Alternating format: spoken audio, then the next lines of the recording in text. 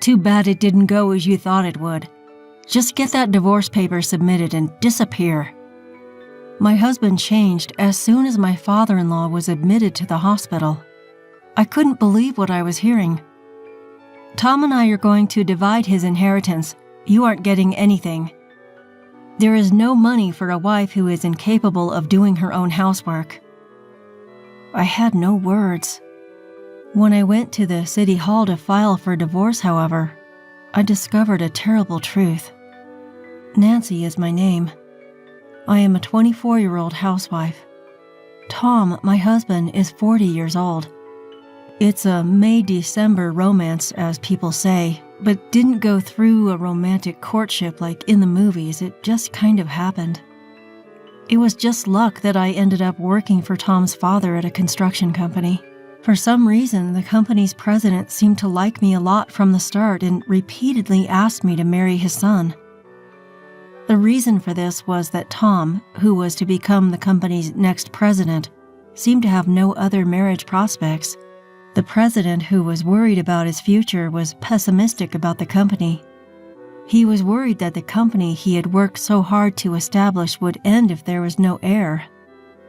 Tom's father, who had met my father through work, even came to our house and asked for me as his wife.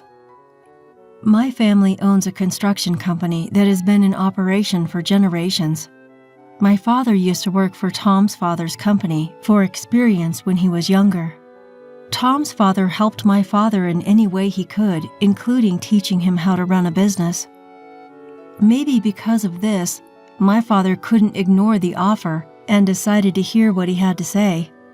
However, due to the age difference, my father did not agree immediately, but instead said that Tom and I should have a dating period. He wanted to respect Tom's and my choices, he said, but that the conversation about marriage would have to be after a dating period. Tom, on the other hand, knew that the marriage to me was a condition for taking over the company. So he agreed to this proposal of my father's. I had a good relationship with Tom, and we went on many dates, for dinner, movies, shopping, and so on. After some time together, Tom and I had grown close enough to believe that we would get along fine if we got married. We were officially engaged not long after that. Shortly after the engagement, Tom's father became ill and had to go to the hospital repeatedly. Instead of Tom, who was at work, and my mother, who couldn't drive, I, his fiancé, had to take care of my father-in-law in the hospital. My mother-in-law told me to focus more on housework for her family, telling me I'm not doing a good job considering I was going to become her daughter-in-law. "Nancy, hurry. The morning reception hours will end. Take him." Even before we married, I felt treated as if I were a maid. But I said, yes, I'm coming. I'll start the car. I was looking after my father-in-law. One day, my mother-in-law suggested that I move in, even though it was a little early, because it would be easier for me to take care of him. I agreed to this, considering having to commute from my parents' house to take him to and from the hospital every time. It might be easier for me just to live with them. I would have been moving there soon anyway. I assumed the wedding would take place after my father-in-law's health improved, so why not just write the marriage paper as I move in? There were no rumors of his having other relationships when I began living with Tom as his wife. I soon realized why he had reached the age of 40 with no relationship experience. Anyway, he is extremely conscientious about money. He was a miser who insisted on not wasting any money. He'd also keep meticulous records of our dates, telling me how much he'd spent on me, how much he'd spent on food and gas. Furthermore, my mother-in-law, who enjoys bullying others, is always next to me, being sarcastic and abusive. No one would dare approach them. Tom was very generous with his mother's spending and said nothing when she spent a lot of money on travel and name-brand goods. I was wondering if he was a mother con who loves his mother so much that he prioritizes her over anything else. To be honest, I thought I made the decision to marry too quickly. I reasoned I should have moved in but not marry him until I was more familiar with their personalities and domestic affairs. However, when I considered my father and my father-in-law, I found myself speechless. My father-in-law's unconditional love for me was the only thing that kept me going. That day, I was getting ready to take my father-in-law, who hadn't been feeling well since the previous day, to the hospital first thing in the morning. Observing that, my mother-in-law was treating me like her housekeeper. "Nancy, have you made breakfast yet? The way you cleaned yesterday was unacceptable. Can you hurry up and just do it?" My mother-in-law did nothing but move her mouth as she sat in front of the television. Tom was sitting beside her, idly watching TV. "I'm sorry, I don't have time. I have to take your husband to the hospital." "Oh, well, then shouldn't you have gotten up earlier? I have to go out as well. Make us breakfast before you leave." I wondered if they could do some of the work themselves, seeing the two not even caring about their husband and father. "Father-in-law, please wait a moment. I'll be finished in a minute." I rushed and made breakfast and served it to Tom and my mother-in-law. I went to my father-in-law after finishing everything and tried to help him stand up. "I'm sorry I'm making you work so much. I have to apologize to your father, too." At that same time, my father-in-law collapsed. "Are you okay?" I was horrified that my mother-in-law and husband just continued to eat breakfast as if nothing had happened. In any case, I ended up calling an ambulance. My mind just went blank until I heard the sirens. When the ambulance arrived a few minutes later, "Sorry, Nancy, I have to leave, so you handle the rest." "I have work to do as well, so please lock up." They left, leaving my father-in-law and me behind. When we arrived at the hospital, he had regained consciousness and was admitted. After the hospitalization procedures and doctor's explanations, it was already dark outside. "If something should happen to me, I will leave you something, Nancy," my father-in-law said as I sat with him on the bed. "It's my way of apologizing for making you endure my unappreciative son and wife. I guess I've been focused on work too much to know what's going on at home." My father-in-law continued in a weak voice, apologizing for wanting me to be Tom's wife. Soon after, I heard someone clear their throat by the door. Tom and my mother-in-law came in. They both approached me and inquired about the condition of my father-in-law. I thought that as family they must be worried, so I assured them. "He'll be fine. He just needs to rest a little and he'll be out of the hospital soon." I told them what the doctor said.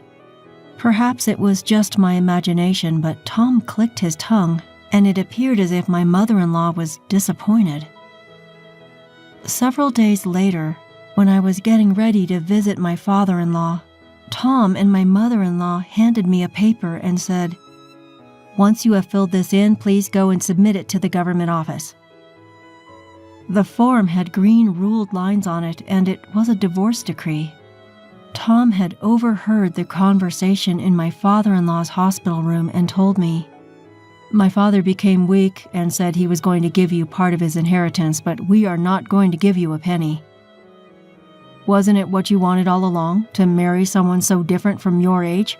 But your plan was unsuccessful. Go file for divorce and you'll be a stranger to us." He cursed me profanely. What? I couldn't believe what I was hearing. I wasn't expecting him to say so much. "Just go to the government office. Tom and I are going to divide that man's inheritance equally. There is no one to share it with.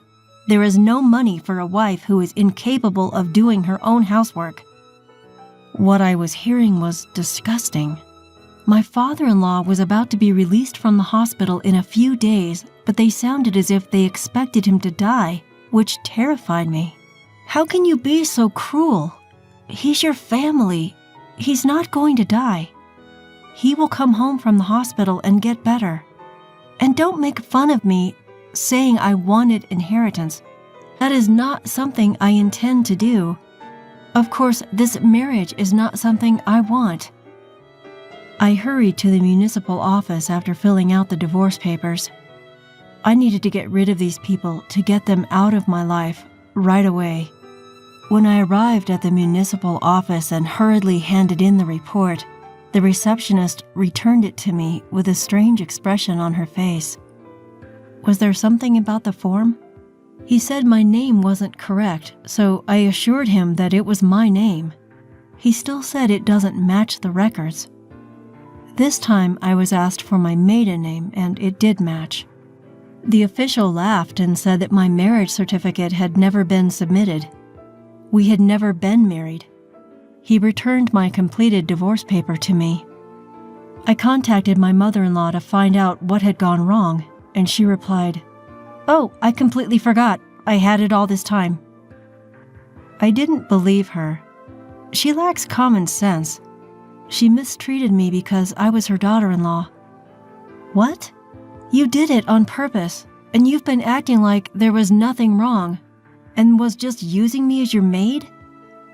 This time, I couldn't stay polite.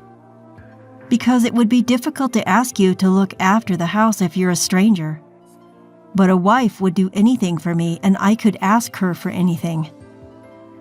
On the other end of the phone, my mother-in-law was laughing, seemingly without malice. Oh, she doesn't have to worry about her share of the inheritance. I heard Tom's voice and laughing loudly. I was almost unable to contain my rage for them. I was determined to fight back, to not let them get away with this. First, I called my father and requested that he accompany me to the government office. I quickly explained the situation and hung up the phone, and my father came running into the city office, surprised. I asked the person who had just assisted me to explain the situation again, in front of my father. I even obtained a certificate of residence to confirm the facts, and discovered that not only his name but also his address remained the same. I was duped into thinking that because I had registered my marriage, my address had not changed while I lived in that house. Nonetheless, I was given the burden of being his wife and was forced to work hard. When it came to the inheritance issue, I was told to leave. I'm not sure how to accept the fact that I was treated this way. Even my normally mild-mannered father was enraged. I hurried with my father to the hospital where my father-in-law was staying. When we arrived at the hospital, my father-in-law noticed my father standing beside me and politely said, "You didn't have to come all the way here to see me." But as he listened to my father about this whole thing, his face became increasingly agitated. We sat in his hospital room and discussed what kind of sanctions we would impose on the two. Neither Tom nor my mother-in-law had visited him since the day he was hospitalized. Tom's father made a proposal to my father, knowing that he couldn't expect Tom to marry properly and become the family heir. Tom's father wished to entrust my father to succeed his business. Fortunately, Tom's father's business was profitable, so there would be no loss if it merged with or into my father's business. Tom's father believed it was acceptable as long as the company that he has safeguarded can continue to exist in whatever form it takes. Customers and employees would almost certainly leave if Tom took over the company, given his personality and character. If that happened, there would be no way for the company to survive. This is not a difficult choice I made, but a decision for the future. It's the best way to prevent our relatives from acquiring the company. And then Tom's father burst out laughing, and he announced his divorce. She thinks about money so much that she goes out and spends all her time in luxury without even visiting her husband. She deserves this. Is this enough to make up for the trouble I've caused you guys? He asked, turning to face me and my father. My father and I exchanged glances and raised the corners of our mouths, as if there could be no greater punishment. The lawyers and accounting firm my father had hired got to work the next day.